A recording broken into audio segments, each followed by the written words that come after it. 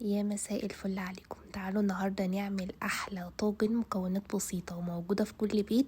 ممكن تعملي نفس المكونات بطريقة تقليدية، بس تعالي نحولها بقى لأكلة فخمة وشيك جدا، وممكن كمان تنفع للعزومات بدل ما تعمليها عادي في سندوتشات. تعالي نعملها في طاجن، وريحة الطواجن مفيش أحلى منها في الشتاء.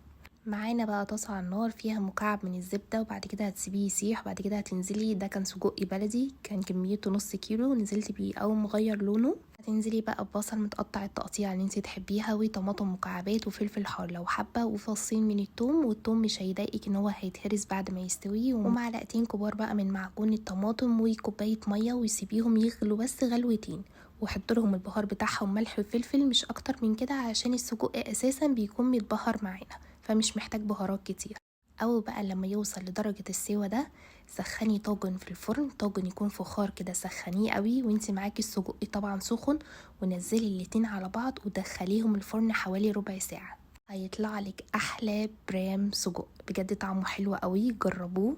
يا رب الوصفات تكون بتعجبكم، وبألف هنا وشفا. اشوفكم بخير الفيديو الجاي، سلام عليكم.